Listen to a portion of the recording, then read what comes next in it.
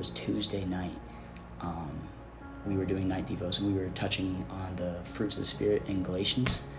And basically, we touched on a bit before it named the fruits of the Spirit about if you do these things, you will not inherit the kingdom of heaven. The part that hit him was that, like, he kind of realized that hasn't been living the right way. So we come back down, and he's just bawling, and we're like, are you okay? Like, so my coach took him outside, and he's like, Mingo, like, let's go. You got to get out of here. So brought my Bible, went out there, and he's crying, and he just breaks down. He says, I'm going to hell. I start talking to him like, you know what's great, man? You don't have to go to hell. You can make the choice not to go to hell. You can make the choice to follow Jesus and go to heaven, right? And then I was like, do you want to give your life to Christ? And he like nodded his head yes. I was like, let's go. I said, repeat after me. And we did the salvation prayer together. This kid also he had trouble with nightmares sometimes. So we're like talking to him about that throughout the week. And we're like, hey, dude, like, you could pray for those nightmares, because like nightmares don't come from God. And like when you pray, like God's with you, and like there can't be darkness when there's light. And like dark never beats light. Like we kind of explain like, yo, like if you have a flashlight on or something, it's not like the dark overpowers the flashlight ever. And he prayed, and then the next night he was like, I had no nightmares. Like my prayer got answered. I was like, you wanted more living proof? There it is. And while they were talking to him, I decided that I was going to step into their cabin, because both of them were out on the porch, so there wasn't a counselor inside. So I decided to step inside. And when I stepped inside, the lights were still on, so I was going to encourage the rest of the campers to head to bed. And when I opened the door and stepped inside, all of the campers were huddled around one bunk, and I was thinking they were playing some kind of game and just kind of hanging out. They weren't being too loud or anything, so that was good. And I was like, all right, boys, let's head to bed. And they said, wait, Sprint, can you come over here and pray with us?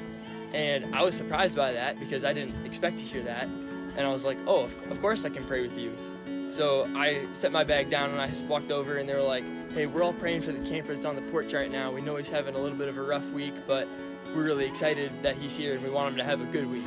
That, when Sprint told us that afterwards, it was like, wow, God had a plan, and he played it out. He played it out perfectly. I had an overnight camper a couple weeks ago, and she came to camp in the past few years, and she loves camp so much, but she had never really thought about like who Christ was or what that meant to her. So throughout the week, we kind of just like had normal days. She went to chapel. She enjoyed all of it. And then Wednesday night, she came up to me and asked like what it means to accept Jesus in your heart, and how will you do that? And so I had a conversation with her about it, and we talked for a while. And then I just told her to pray by herself, like in her bed that night, and just like ask God like what that means to her, and like just think about it. And then later that night, right before she went to bed, she called me over to her bunk, and she's like, hey, could we step outside and pray together? And I was like, yeah, of course. And so we went outside, and I prayed with her, and then she prayed, and she accepted Christ into her heart, which was just a really cool experience, because like it's always really amazing when you see like the joy of the Lord just go into a camper like that. The Legacy staff that was with us, we pulled him out night one to hear his story and what he does. And he told us he was born in Ukraine, lived there for 3 years, and then was adopted, and just was living through life, not making the greatest decisions. And then, well, he said about 4 months ago, he hit pretty much rock bottom and didn't really know what to do. And so from night one, he just started asking question after question after question about faith, about God, all that kind of stuff, which was really cool. After that, and I was able to give him answers, able to give him some verses. And then we talked for like 5 minutes throughout that, and then once he was done out of questions, he quieted down. And about 2 minutes later, the speaker got to the point where he started explaining those things, and he hit like almost word for word, verse for verse what I had told him. And he looks over at me and goes, wow, that's a God moment. I'm like, yes, it is, man. Because, I mean, he told me right out the gate that he believed in God, but he didn't know, like, who to trust or what to believe with that. So him saying that was like, all right, he's really starting to get it. And throughout the whole week, he just kept getting closer and closer to God. And by the end of the week, he left, and on Friday I was talking to him. I'm like, so, I mean, you're going to go back. You're going to be going back to life, and you're going to be going back to this job. I think it'd be really cool if, like, you kept meeting with these boys, kept, like, doing the Bible verse with them, kept encouraging them to read the Bible and everything with that. And he's like, oh, yeah, I'm definitely going to do that. And so that was really cool to see that, and I was able to send him home with a book to help him grow in his faith, to help him read the Bible and everything with that.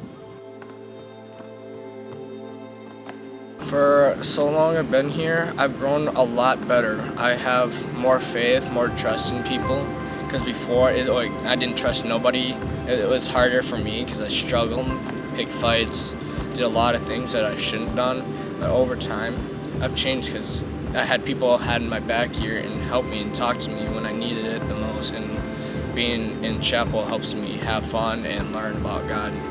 Well, the most person that usually helps me is Spike, but one of my counselors are in, I would say Lucky right now because he's really close to me. And he was there for me outside. We had a chat, and I took the first step to believe in God. My brother, he started going to camp when he was younger, day camp, and then I started wanting to go. But he said it was really fun. You get to learn about God a lot. So then, right when I went to camp, I accepted Jesus in my heart, and that's when I just started liking to come.